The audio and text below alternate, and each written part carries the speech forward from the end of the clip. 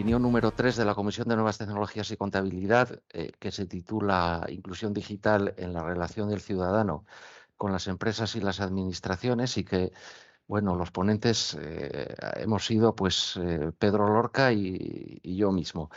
Bueno, lo primero, vamos a hablar un poco de la motivación del porqué de esta opinión y del índice. Bueno, en la actualidad estamos en una economía digitalizada, eh, que alcanza también a toda la sociedad en general, y ello hace necesario pues la inclusión digital.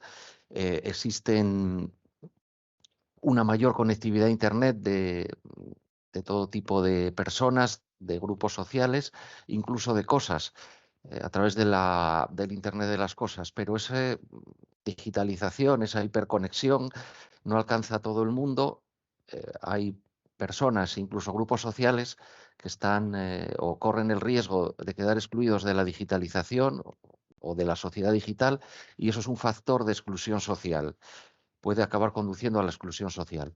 Y luego, en cuanto al índice, primero hablaremos de, bueno, una pequeña... el documento consta de una breve introducción, que básicamente es describir la motivación que os acabo de contar.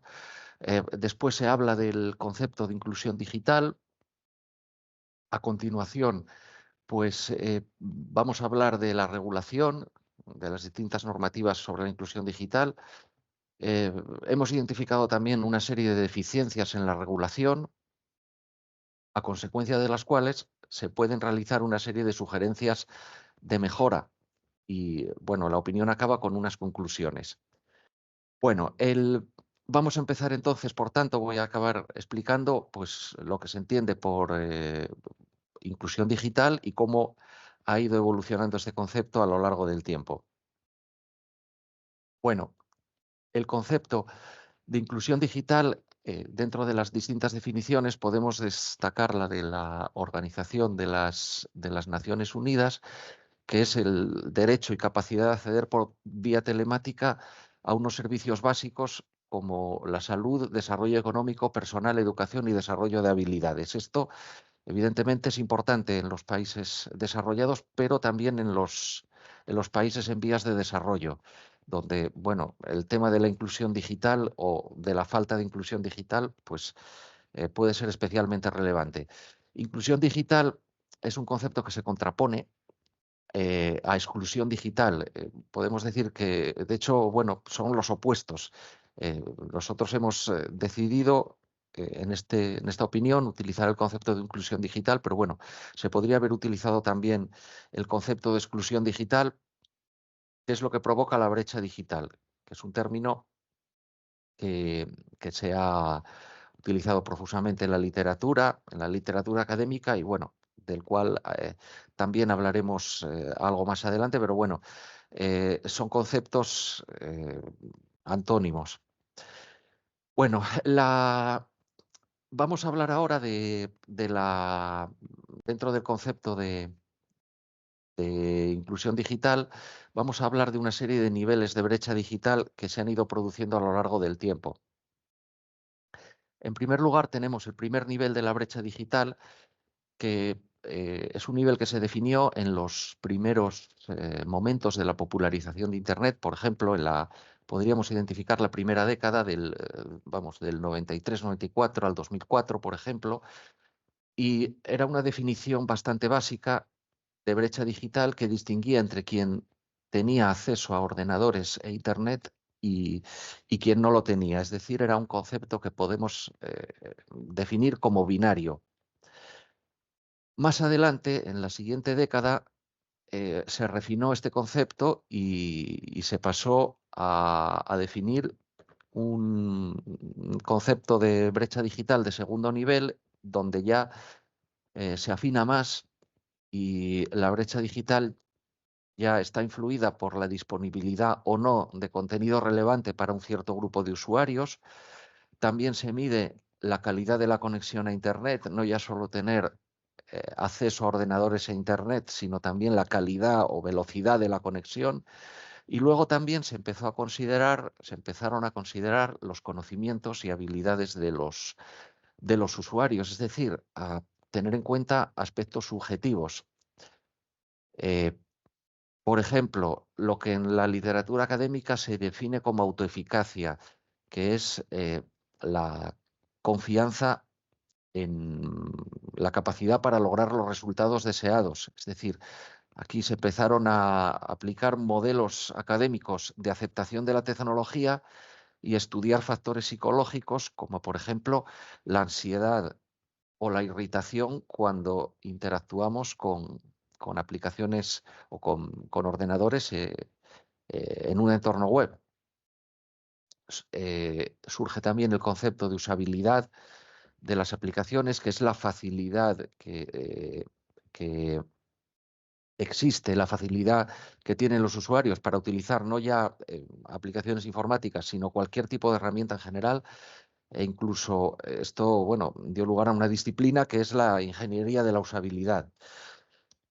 Bueno, en un tercer nivel, ya más reciente, quizá en la última década, la brecha digital puede definirse en un tercer nivel todavía más avanzado como el hecho de que diferentes usuarios obtengan diferentes beneficios del acceso a las tecnologías de la información y comunicaciones. Es decir, pues por ejemplo, ya no solamente consistiría en acceder pasivamente a contenido y que ese contenido sea relevante para nosotros, sino también participar activamente.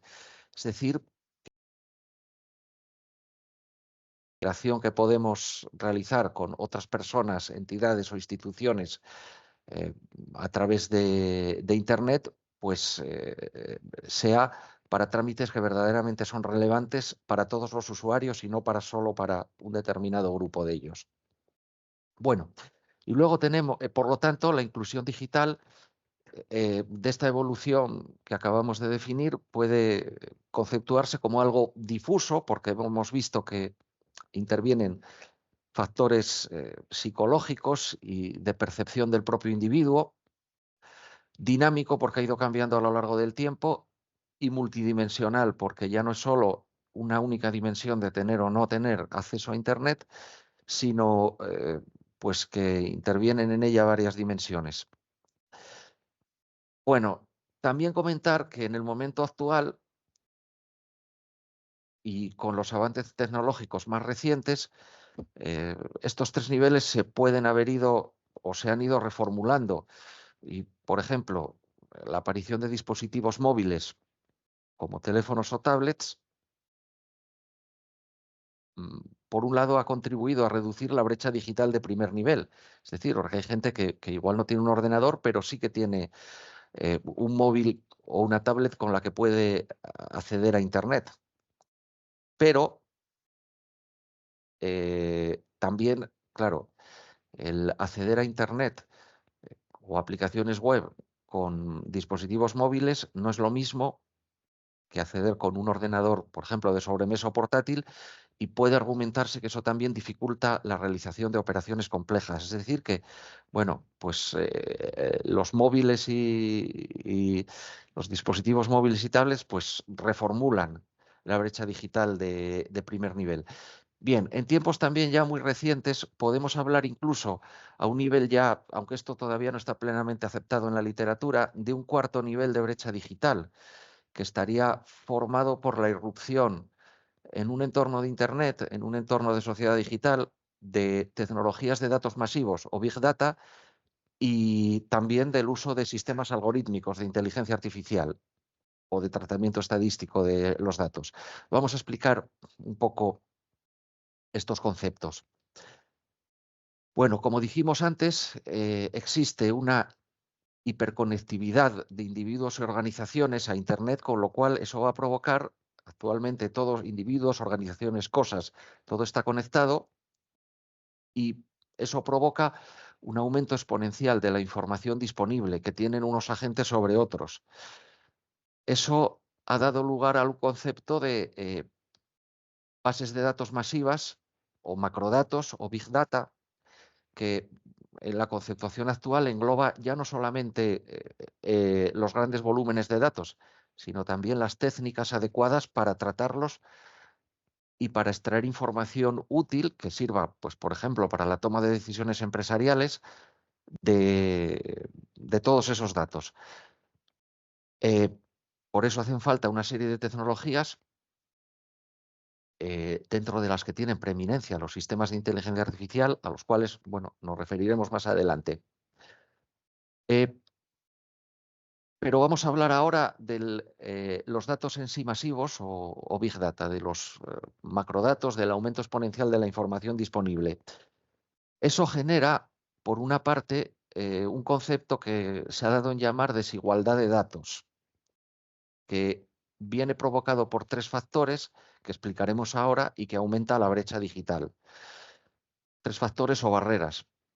En primer lugar, en qué medida los individuos y grupos sociales tienen acceso a todos esos datos masivos, o unos tienen más acceso que otros. En segundo lugar, también la capacidad, la formación y capacidad, por lo tanto, que tengan individuos y grupos sociales para representar el mundo como un conjunto de datos, para saber que eso efectivamente es así. Y luego también influye el control sobre los que tenga el individuo sobre los flujos de datos, sobre todo los que le afectan. Pues, por ejemplo, en qué medida es consciente y puede rectificar información errónea que exista en determinadas bases de datos que en un momento dado puedan ser públicas o hacerse disponibles a otros usuarios. Estoy pensando, pues, las bases de datos con información sobre insolvencia, en ficheros de insolvencia o de morosos. Bueno, en cuanto a los sistemas algorítmicos, aquí pues replico la cadena de causas y consecuencias que nos lleva desde la hiperconectividad a Internet hasta la necesidad de tecnologías de tratamiento de datos masivos. Y dentro de esas tecnologías tiene importancia los sistemas algorítmicos de inteligencia artificial como parte de la infraestructura de Internet. Por ejemplo, los sistemas de recomendación de compra. En este sentido, pues tenemos que darnos cuenta de que eso es fuente de brecha digital, porque los usuarios pueden o no ser conscientes de que eso existe y de que hay un sistema algorítmico que está al menos condicionando la información que se le presenta en Internet, y también qué actitud tiene frente a los mismos.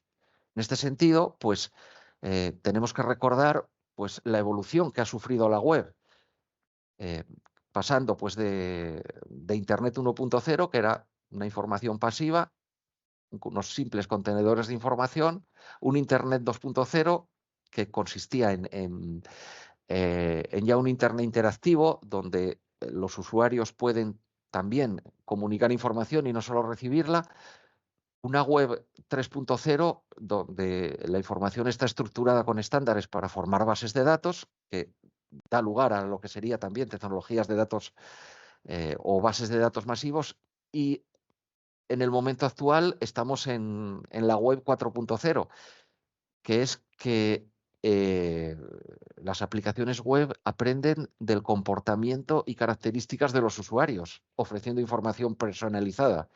Pues por lo tanto, eso sería también un ejemplo de la importancia de los sistemas algorítmicos que se usan para personalizar la información que se le presenta a cada usuario de Internet.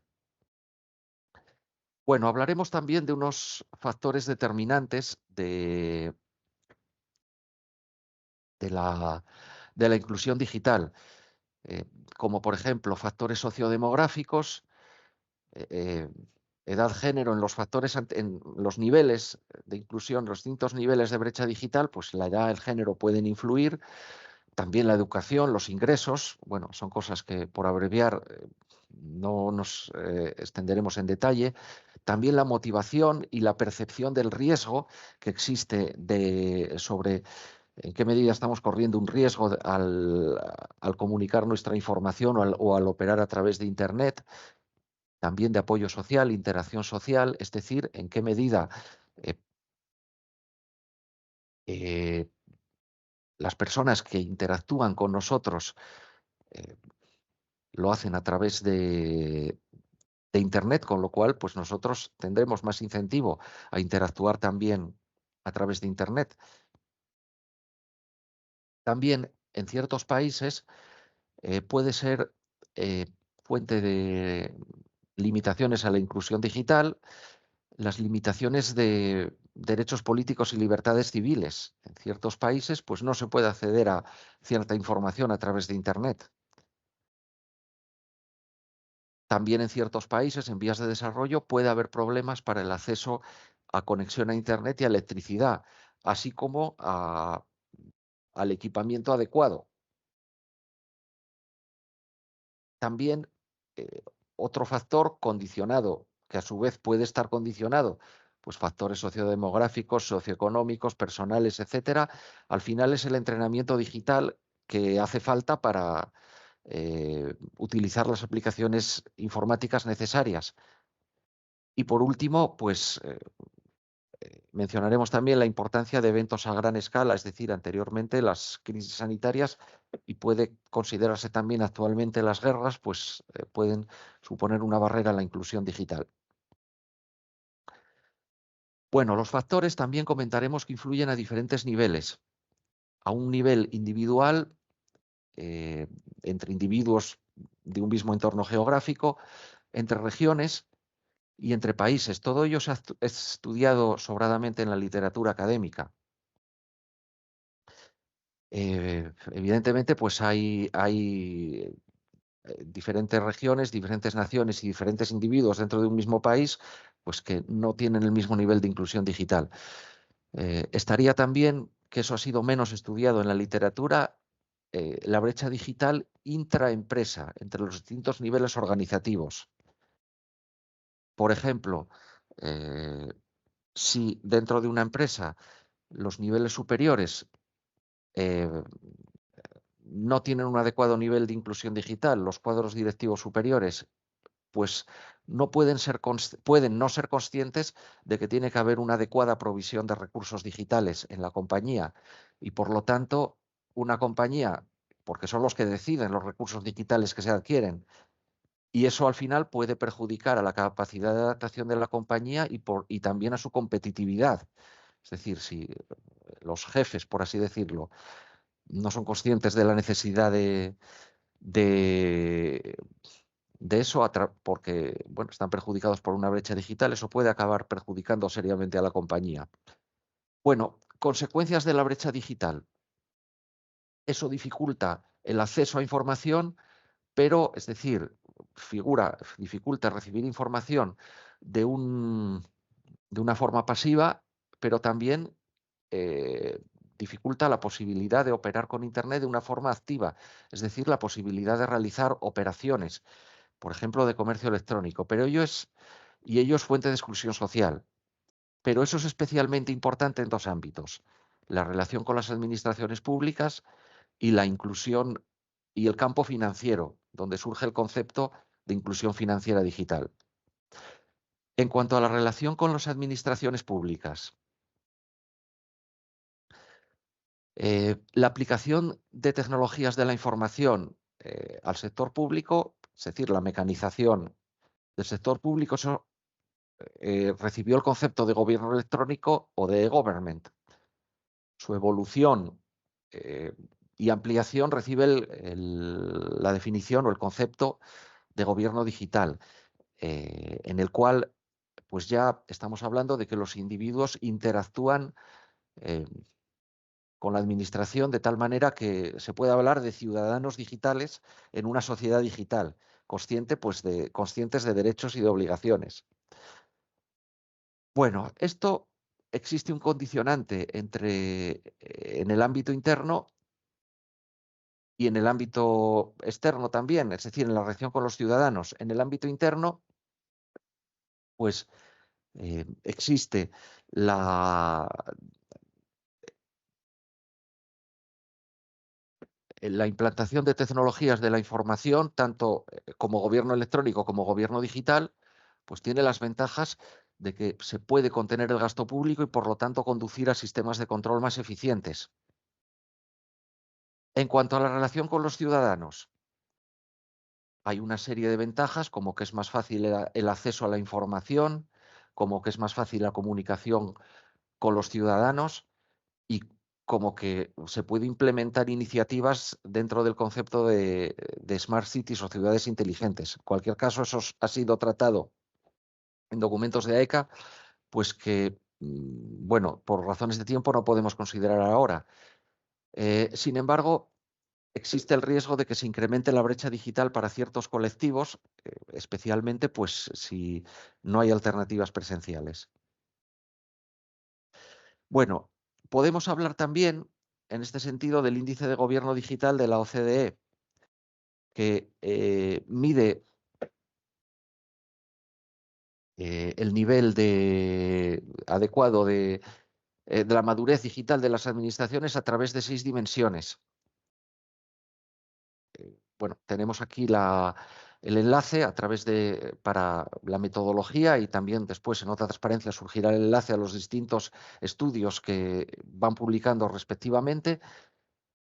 Bueno, hay un primer nivel que es diseño digital, que aquí hablaríamos principalmente de que existan herramientas y comités de coordinación entre los distintos sectores de la administración pública. Bueno, también hablaremos de gobierno dirigido por los datos, que hablamos de que en qué medida se facilita el intercambio de datos, por ejemplo, con estándares que puedan ser utilizados por todos los diferentes organismos del sector público. Bien, gobierno como plataforma es una evolución de los dos anteriores y aquí hablaríamos de componentes comunes que se pueden compartir, pues por ejemplo, aplicaciones informáticas comunes, módulos para hacer los pagos, herramientas únicas de gestión de proyectos, sistemas de computación en la nube.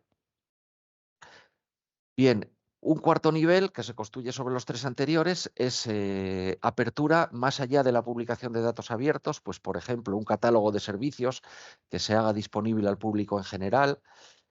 Bien, el quinto, y esto ya está marcado en negrita, nos interesa especialmente porque gobierno centrado en el usuario es políticas específicamente dirigidas a reducir la brecha digital y luego el nivel sexto, proactividad, es en qué medida los gobiernos se pueden anticipar a necesidades de los ciudadanos principalmente, pues a través, por ejemplo, de herramientas de analítica de datos que permitan anticipar el futuro, pues por ejemplo, basadas en modelos de inteligencia artificial. Bueno, por abreviar, centrándonos en la última versión que existe de estos informes, que publicada este año, con datos del año pasado, pues bueno, podemos ver aquí que hay información para casi todos los países de la OCDE. Bueno, incluso algunos, estos que vienen a la derecha, son países no de la OCDE. Bueno, en el caso de España, pues está en el valor 5, pues está un poco más abajo de la media de la OCDE. Estos indicadores se miden de 0 a 1, 0 para el mínimo y 1 para el máximo. Entonces, bueno, pues eso existen ya varios informes, porque esto empezó en 2020. Y aquí, bueno, España estaría un poco más abajo de la media de la OCDE. En cambio, bueno, en el caso de la dimensión de proactividad, España estaría pues ligeramente por encima de la media. Bueno, y luego, pues en el índice global, ya considerando las 6 dimensiones, pues ahí también España estaría próxima a la media, pero en este caso un poco por debajo. Bueno, y luego, por hacer referencia a la inclusión financiera digital, eso tiene las ventajas de que reduce el coste de proporcionar servicios financieros y que los hace accesibles a capas poblacionales previamente excluidas, lo cual es importante en países en vías de desarrollo. Es una manera de que el sector financiero llegue a grupos sociales que de otro modo pues no tendrían esas posibilidades. Esto se enmarca dentro de lo que se llama revolución financiera, que consta de 4 fases. Especialmente aplicable a los países en vías de desarrollo, como estaba diciendo. Una primera etapa, los microcréditos. Una segunda etapa, microfinanzas, donde se añaden algunos servicios adicionales como por ejemplo, los seguros. Una tercera etapa donde se logra la inclusión financiera presencial total para todos los usuarios, y la etapa cuarta sería inclusión financiera digital para el conjunto de individuos. Bueno, en este sentido tenemos que hablar de una alianza, de un consorcio que se llama el GPFI, el Global Partnership for Financial Inclusion, que está integrado por países del G20 y otros países y entidades relevantes, y que es una alianza global para promover la inclusión financiera. Tiene, por una parte, unos planes de acción en países en vías de desarrollo y, por otra, miden unos indicadores.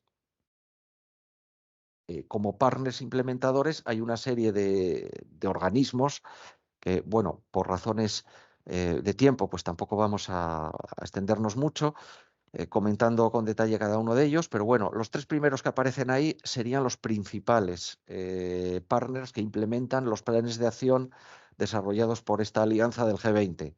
Los tres últimos pues son organismos económicos de propósito general que, bueno, también colaboran.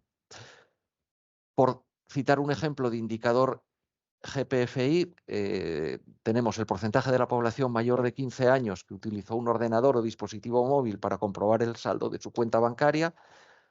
Estos datos son accesibles pues a través de su página web y, bueno, podemos ver que no aparecen en esta diapositiva la información para todos los países, sino que, bueno, solo para los países de mayor renta, que superan un cierto nivel de renta.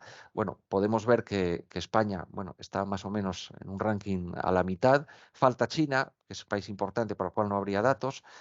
Y también pues llama la atención que Japón pues está relativamente abajo, probablemente pues por razones culturales. Bueno, yo ahora ya doy la palabra al profesor Pedro Lorca, que seguirá con la exposición. Dejo de compartir pantalla y pasa a exponer ahora el profesor Pedro.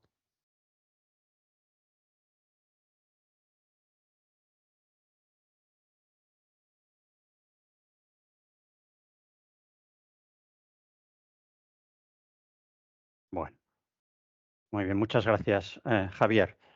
Una vez que Javier ya nos ha presentado estos aspectos más conceptuales y técnicos de la inclusión digital, a continuación, pues lo que vamos a ver, lo que voy a presentar yo, son las medidas que han tomado pues, a diversos, en diversos niveles para abordar esta problemática, y luego pues hacemos una valoración final de lo que de lo que se ha avanzado y de lo que falta. Cada vez más los organismos legislativos se preocupan por regular la inclusión digital. La consecuencia es que en los últimos tiempos pues, se han aprobado una serie de normas con el fin de exigir unos mínimos que sean aplicables no solo a las empresas, sino también a las administraciones públicas. ¿Por qué surge esta normativa?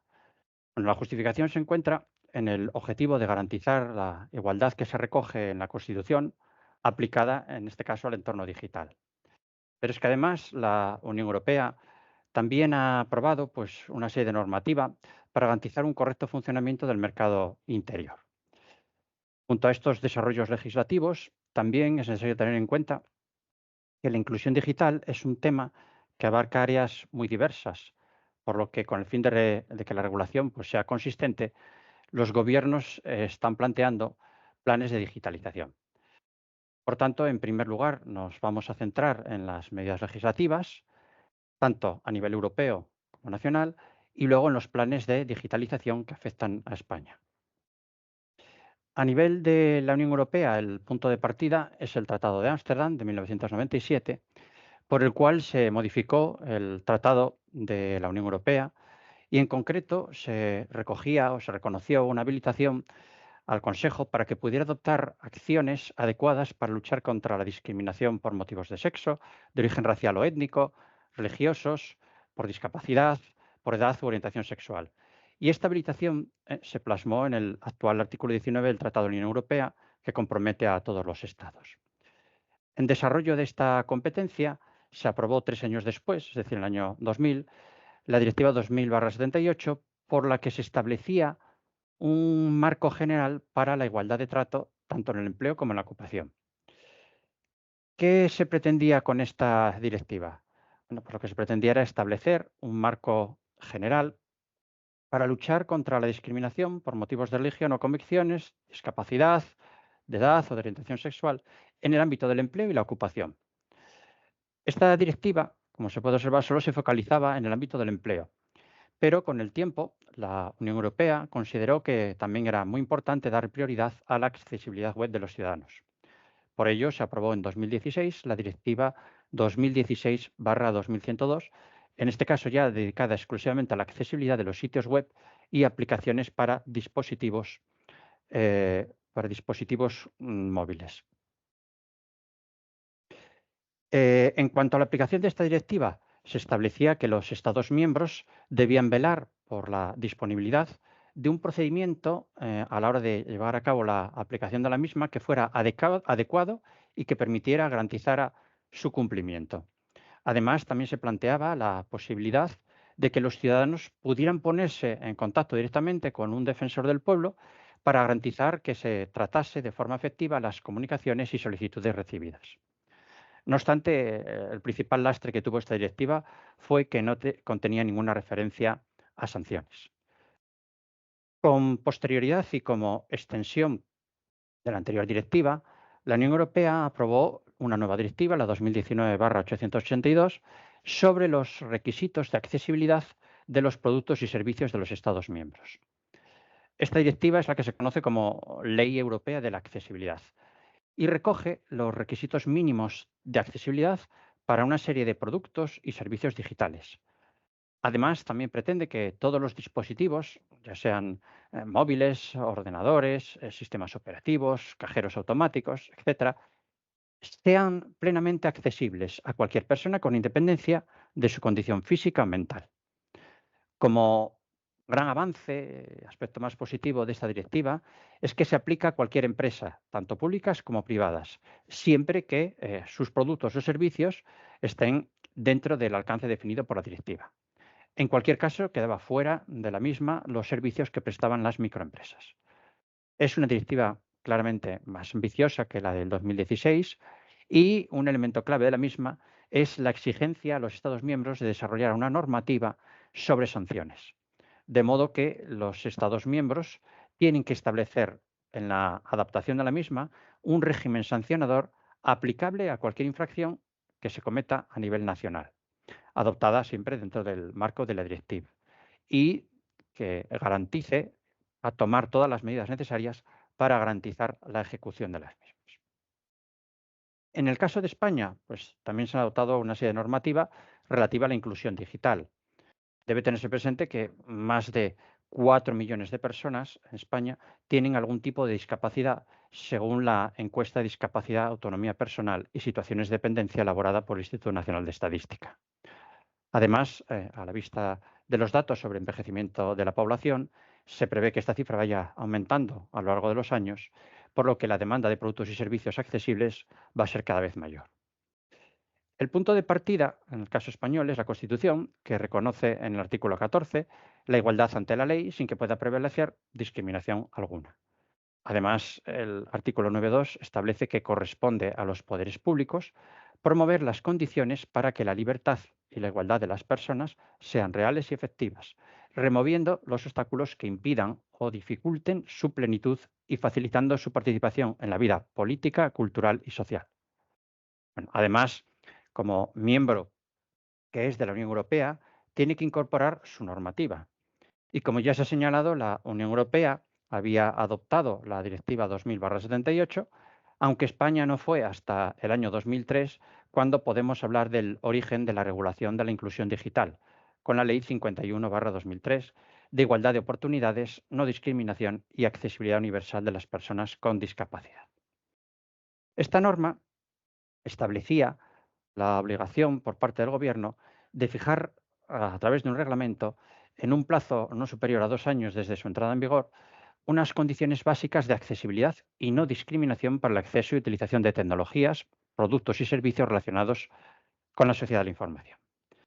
En el plazo se demoró hasta prácticamente 4 años, pero finalmente vio la luz el Real Decreto 1494/2007, por el que se aprueba el Reglamento sobre las condiciones básicas para el acceso de las personas con discapacidad a las tecnologías, productos y servicios relacionados con la sociedad de la información y los medios de comunicación social.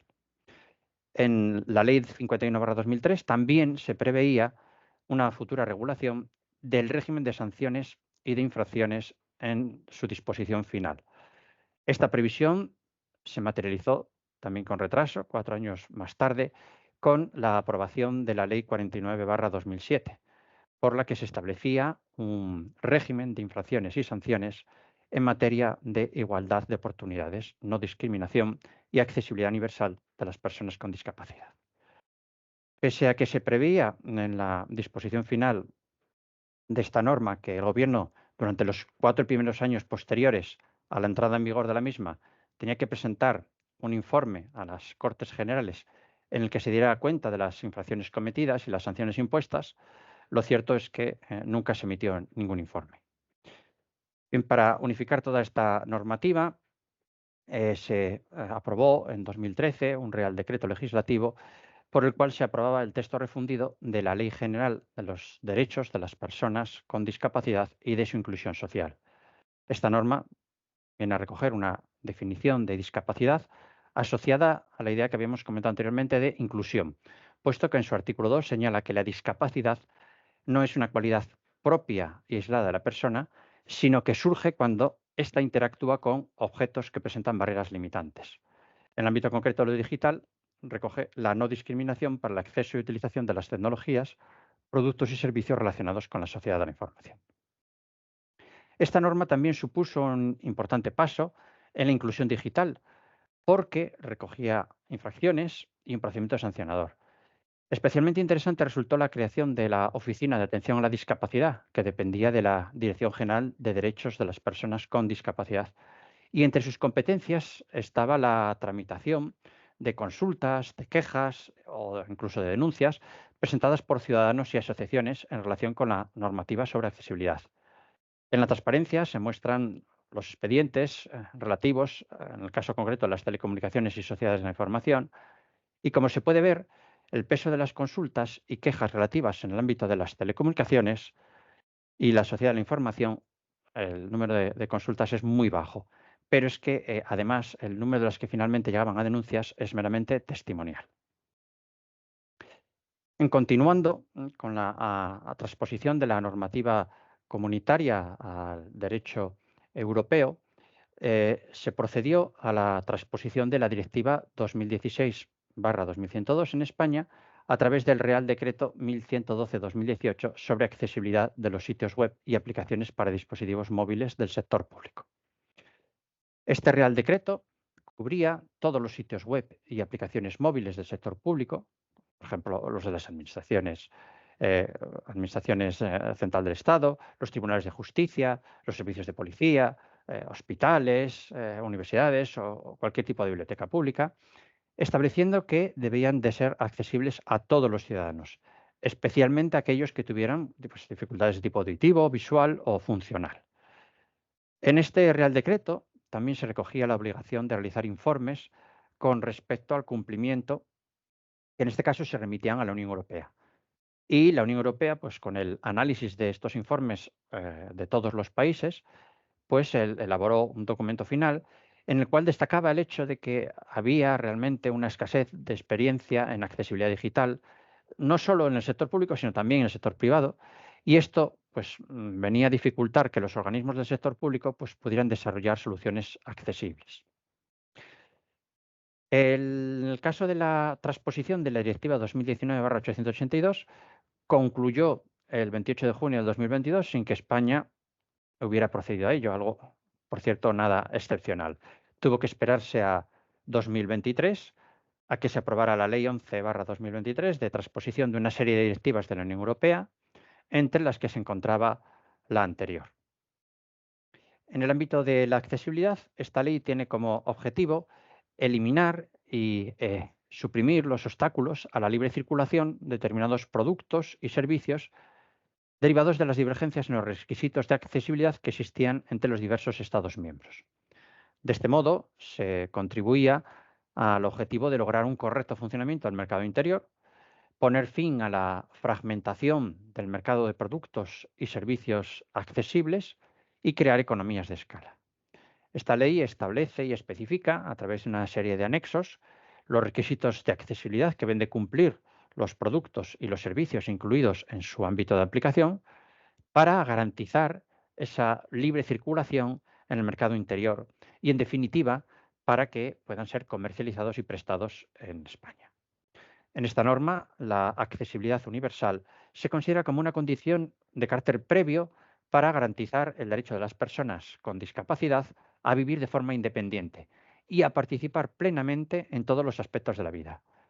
El diseño universal o diseño para todas las personas no excluye que existan productos de apoyo para grupos particulares de personas que presenten algún tipo de discapacidad cuando sea preciso. Como síntesis de esta regulación examinada, podemos destacar que la misma se centra básicamente en mejorar los niveles de accesibilidad, que presta menos atención a otros aspectos que son necesarios para una adecuada inclusión digital.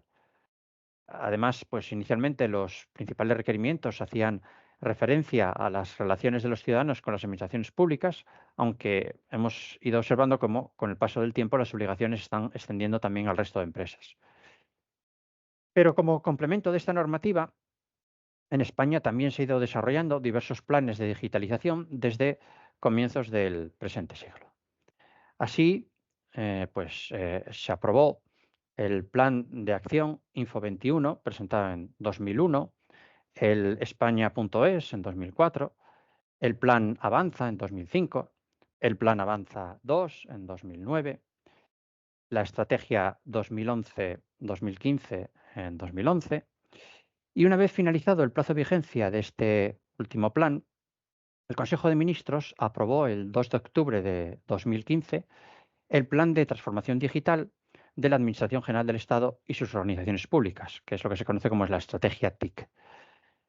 Este documento constituye el marco estratégico global para avanzar en la transformación de la Administración, estableciendo cuáles son los principios rectores, los objetivos, las acciones para alcanzarlos y los principales hitos para el desarrollo gradual de la administración digital, con un horizonte focalizado en 2020. Este plan realmente no respondía de otro modo a lo que fue la Ley 39/2015 de Procedimiento Administrativo Común de las Administraciones Públicas, que establecían el derecho de los ciudadanos a relacionarse con la Administración a través de medios electrónicos y, por tanto, la obligación que tenía la Administración de dotarse de los medios y sistemas necesarios para que este derecho pudiera ejercerse. Esta ley lo que viene a regular es un escenario en el cual la tramitación electrónica constituye o debe constituir la actuación habitual de las administraciones en sus múltiples vertientes, tanto en la gestión interna como en la relación con los ciudadanos, como en las relaciones entre sí. Más recientemente, en julio de 2020, se presentó España Digital 2025, que es la agenda para la transformación digital de España vigente ahora mismo. En este plan se recogen 10 ejes estratégicos, de los cuales nos vamos a centrar en 5, que son los que están más enfocados a la inclusión digital o tienen incidencia en la inclusión digital. En primer lugar, el primer eje es el relativo a la conectividad digital, que persigue garantizar una conectividad digital adecuada para toda la población, promoviendo que desaparezca esa brecha digital, sobre todo entre zonas urbanas y zonas rurales. De modo que establece un objetivo de que el 100% de la población tenga una cobertura de 100 megas en 2025 para las comunicaciones. El tercer eje está enfocado al refuerzo de las competencias digitales de los trabajadores y del conjunto de la ciudadanía.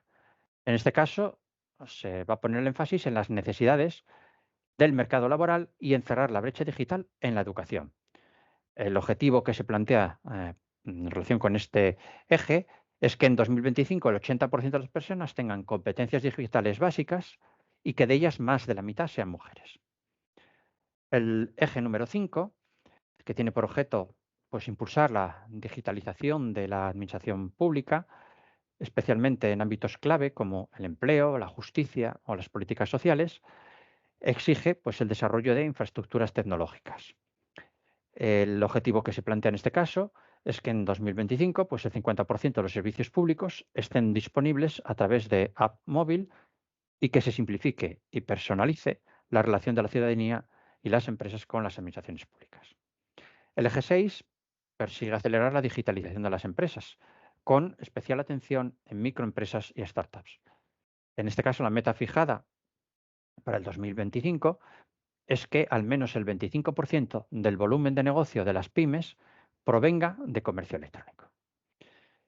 Y el último de los ejes que tiene vinculación con la digitalización, con actuar contra la brecha digital es garantizar los derechos en el nuevo entorno digital y, en particular, los derechos laborales de los consumidores, de los ciudadanos y de las empresas. En este caso, lo que se plantea es la elaboración de una Carta de Derechos Digitales. Para alcanzar estos objetivos, se elaboraron también pues, una serie de planes de actuación.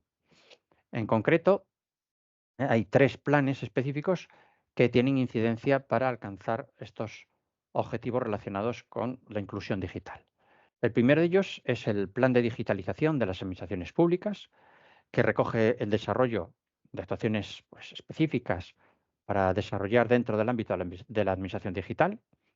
El Plan Nacional de Competencias Digitales, que tiene como objetivo pues, garantizar la formación y la inclusión digital de la ciudadanía en general y de los trabajadores en particular, de forma que no quede nadie atrás en el proceso de transformación digital de la sociedad y la economía. Y por último, el plan de digitalización de pymes, que en este caso pues, está enfocado a impulsar la digitalización básica de las pequeñas y medianas empresas y la digitalización más innovadora, que a veces es la más difícil para ellas, como puede ser pues, el uso de la inteligencia artificial o el Internet de las Cosas o el Big Data, entre otras posibles tecnologías.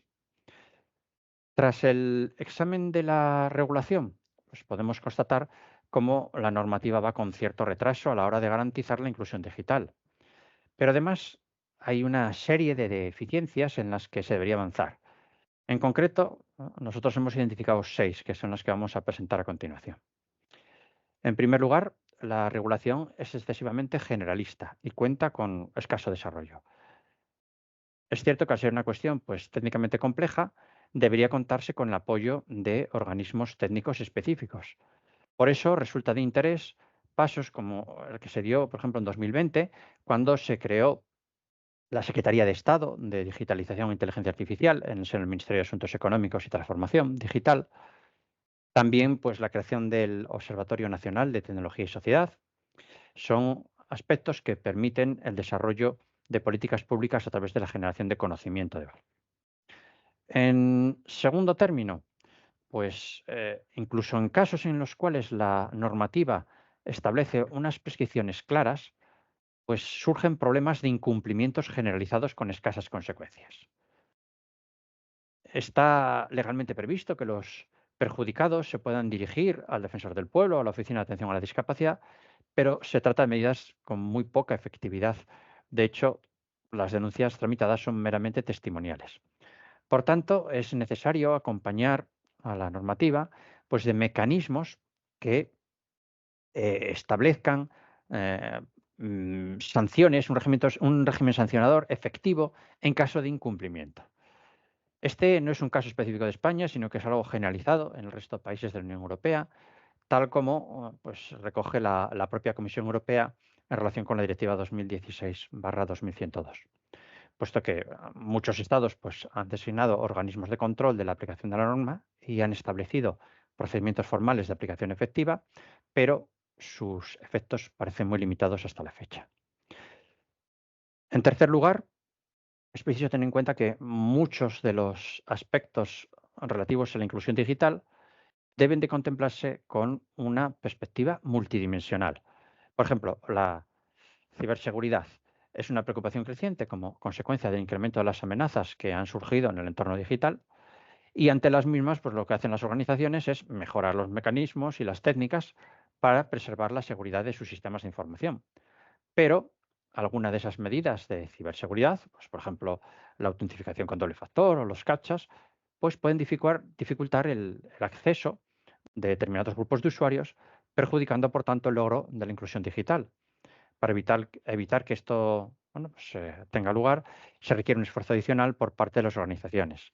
En este sentido, pues puede ser muy útil contar con el apoyo de instituciones como el Instituto Nacional de Ciberseguridad. En cuarto lugar, y en cuanto a la delimitación del alcance de la inclusión digital, se menciona el derecho a la alfabetización digital como un aspecto básico. En un principio, pudiera pensarse que esta labor pues, debería corresponder más a organismos públicos que a empresas, desde la perspectiva de esa educación de carácter general a la población. En este sentido, debe de considerarse pues, el efecto negativo que una insuficiente educación en aspectos digitales pues, puede causar las empresas, que tienen que invertir tiempo y recursos para formar a sus empleados.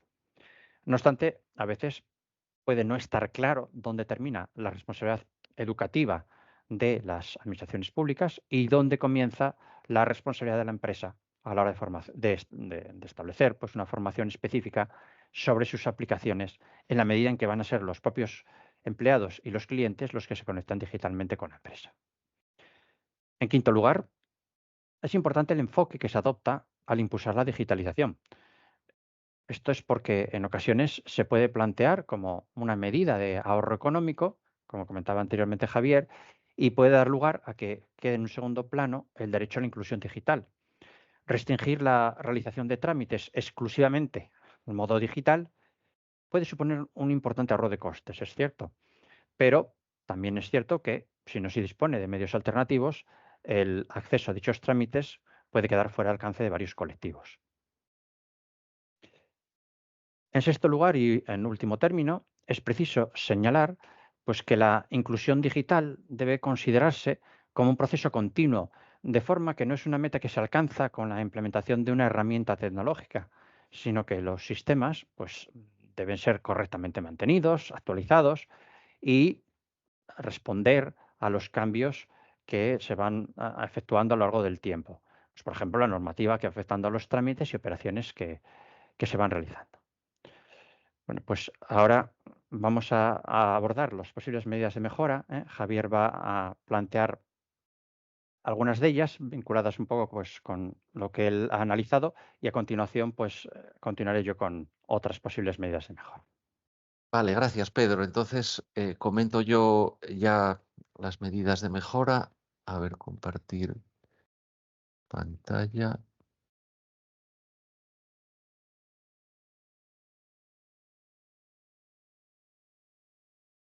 Vale, pues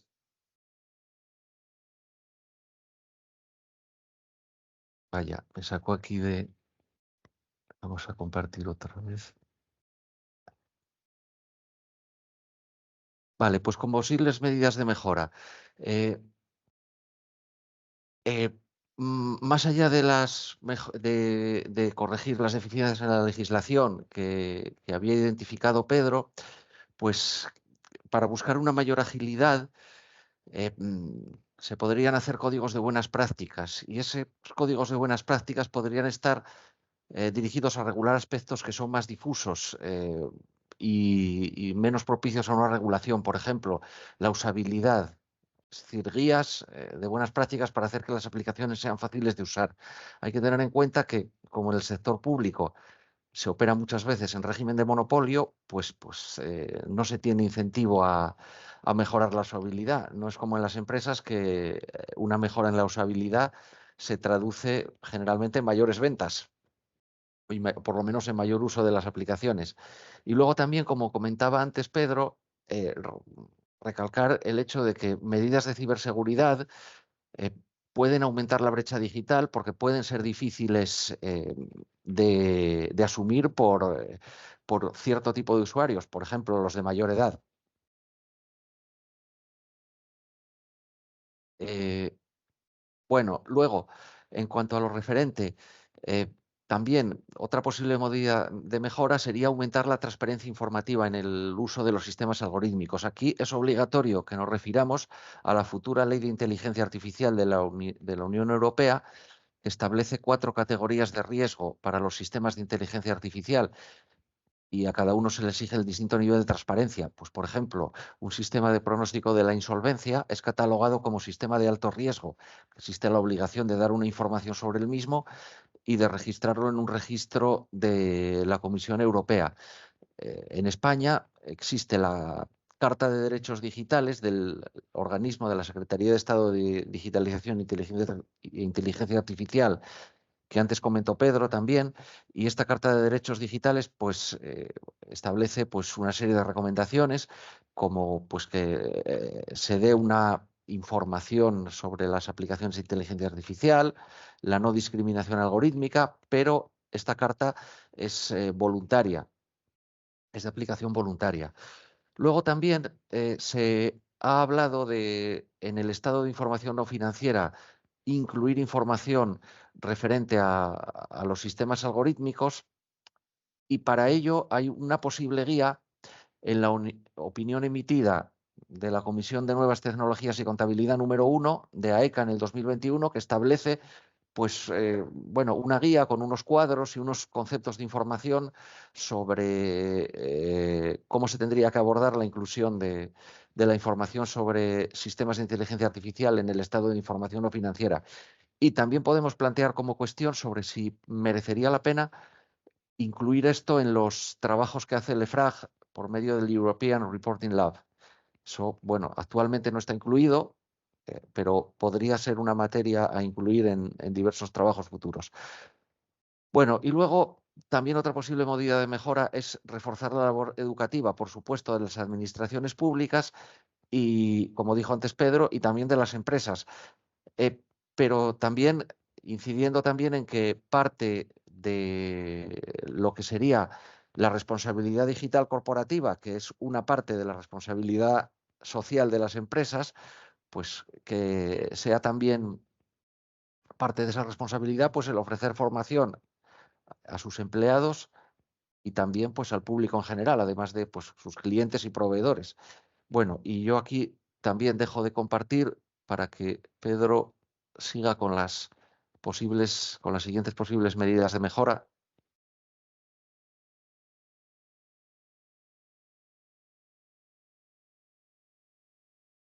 Sí, Pedro, no se te oye.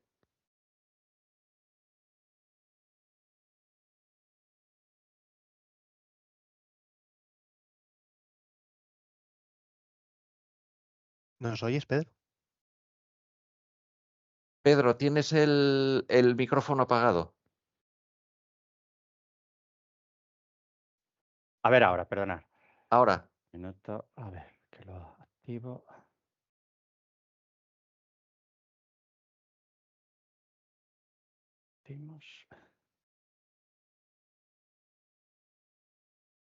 Bueno, pues continuando con las posibles medidas de mejora, también sería necesario pues, mejorar la legislación, puesto que la actual no permite la eliminación de la brecha digital.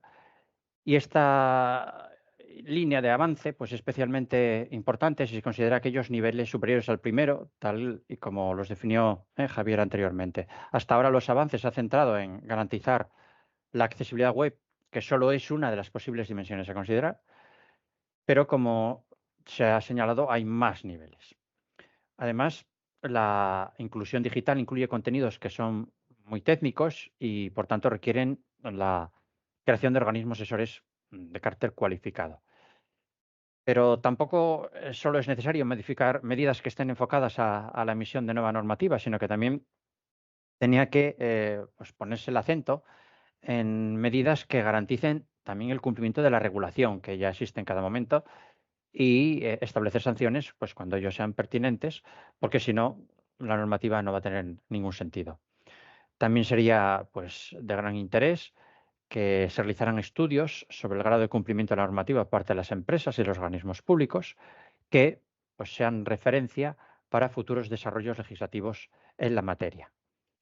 Además, debe tenerse también en cuenta que la inclusión digital depende no solo de los medios técnicos y de las capacidades y recursos que tengan las empresas y las administraciones, sino también de la formación y las actitudes de los usuarios. Por eso, pues sería también deseable una adecuada labor educativa por parte, sobre todo, de las administraciones públicas, pero también por parte de las empresas en el ámbito de lo que es su responsabilidad social corporativa. Por último, y matizando pues todo lo anterior, debe tenerse en cuenta el criterio de proporcionalidad, ya que muchas de las entidades que deben de aplicar esta normativa pueden verse limitadas en cuanto a los recursos de los que cuentan y generarse, por tanto, incentivos para su incumplimiento. Por lo tanto, en este sentido, pues sería recomendable una gradualidad en lo que es la implantación de las nuevas normas. Bueno, pues con esto entonces cerramos la presentación de este webinar y quedamos, bueno, pues a la espera de cualquier cuestión, aclaración o pregunta que los asistentes al mismo pues quieran plantearnos o quieran debatir con nosotros. Bueno, muchas gracias. No sé si me oís, por fin he tenido Sí, un buen perfectamente. número de problemas en la conexión y no pude hacerlo a tiempo. En principio, muchas gracias por vuestra presentación. Realmente ha sido un documento, una opinión muy interesante, muy necesaria, muy relevante y muy oportuna. Felicitaros por la magnífica exposición. Sí he podido seguir la exposición desde prácticamente el minuto 1 y medio, es decir, no me he perdido nada. Y bueno, veo que en el chat, por otra parte, tampoco hay de momento ninguna pregunta, por tanto, mientras se genera alguna pregunta, pues yo sí me gustaría romper un poco el hielo. Y en este sentido, bueno, aparte de la felicitación, también animaros es decir, habéis señalado aquí unas ideas interesantísimas, es una línea de investigación que me parece tremendamente interesante y en la que hay mucho que hacer, ¿no? Todas estas mejoras que habéis sugerido y bueno, se me ocurre una que, en fin, es casi lanzaros la invitación a que continuéis en el desarrollo de un código de buenas prácticas, ¿no? Es decir, no sé si ya estáis en ello porque tampoco hemos tenido ocasión de hablar, pero me parece que hay espacio para un código de buenas prácticas, que es un código de buenas prácticas que evidentemente se puede abordar una vez más dentro del seno de la Comisión de Nuevas Tecnologías y Contabilidad, de la que sois los dos unos miembros tan activos, ¿no? Como ya decía Juan en la presentación, sois unos miembros muy activos de la comisión y que realmente, bueno, eso está aquí en el aire, ¿no? Entonces, la cuestión, o sea, o mi cuestión estaría un poco centrada en esa, digamos, visión que ya tenéis formada sobre cómo sería ese código de buenas prácticas, ¿no? ¿Qué tipo de código centrado en qué aspectos fundamentales y evidentemente desde una perspectiva, pues, no del regulador, pero quizás también vigilando incentivando el cumplimiento de la regulación, ¿no? Porque muchas veces ya sabemos lo que pasa con los desarrollos normativos. Os Sí, lanzo la pregunta a los dos y, en fin, me sí, contestáis como queráis. contesto yo, bueno, y Pedro luego si quieres intervenir. Pero bueno, a ver, el tema de la usabilidad, ya dije, no sé si eso, creo que igual fue al principio que si te conectaste un minuto y medio tarde, y eso yo creo que lo dije igual en el primer minuto, hay una disciplina que es la ingeniería de la usabilidad. Y hay una serie de guías de usabilidad que estudian una serie de aspectos muy diversos, desde, por ejemplo, el contraste de colores entre el fondo y la pantalla, entre las letras y el fondo, hasta otras cosas más complejas. Pues a lo mejor una vía de ataque al tema sería tratar de particularizar eso, pues por ejemplo, para cierto tipo de páginas, pues por ejemplo, alguna página oficial que muestre información financiera, porque bueno, guías generales de usabilidad y códigos de usabilidad ya existen en el campo de la ingeniería informática. Es un tema bastante tratado. Sí, yo en esta línea que comentaba ahora Javier, que es más enfocada al aspecto técnico, yo creo que hay muchas cosas que se pueden ir haciendo, ¿no? Entonces, el aspecto de la dificultad cuanto a lo que es el uso de diversas pues, herramientas por parte de herramientas o dispositivos por parte de los usuarios, yo creo que ahí se puede ir avanzando también, pero también en el aspecto relacionado pues, con aspectos de formación, porque al final muchas veces la dificultad no es tanto en los propios dispositivos como en los propios usuarios que no tienen pues, herramientas y recursos de formación para poder utilizar estos dispositivos. Desde el punto de vista de lo que son redes, pues evidentemente ahí poco se puede aportar, ¿no? Pero sí que yo pienso que por parte de las personas sí que y compromiso por parte de las empresas, lo que decía Javier anteriormente, de cómo pues esa pregunta que lanzábamos en algún momento en relación a si se podía incorporar dentro de los estados de información no financiera o los informes de sostenibilidad, pues como un aspecto más. Tú has trabajado mucho en el aspecto de la inteligencia artificial, ¿no? Cómo se divulga dentro, Enrique te decía, tú has Sí, sí, trabajado en sí. el tema de cómo se divulga la información sobre inteligencia artificial en los estados financieros. Y yo creo pues, que también eso es un aspecto que se debería valorar en un código de conducta, el hecho de revelar esa información dentro de los estados financieros, la información sobre la inclusión digital, sobre lo que están haciendo las empresas. Yo creo que por ahí también es otro aspecto. No hemos definido todo esto que tú nos planteabas, que bueno, tú Ya. lo ves más claro, no lo hemos organizado, pero sí que tenemos ideas, algunas de las cuales las hemos ido pues presentando en documento y nos falta pues estructurarlo, pero bueno, con el tiempo yo creo que podemos seguir avanzando por ahí. Bueno, esa es la invitación, ¿no? Es decir, he visto que hay bastante potencial, ¿no? Y bueno, evidentemente seguimos hablando, ¿no? Es decir, que estamos de alguna manera transmitiendo el producto que hemos obtenido de la opinión emitida número 3. Ahora pronto vamos a publicar la opinión emitida número 4. Yo os voy a contar algunas cosas también sobre eso el próximo jueves en ese seminario que tenemos organizado por la Universidad de Oviedo. Y bueno, evidentemente a partir de ahí seguimos hablando.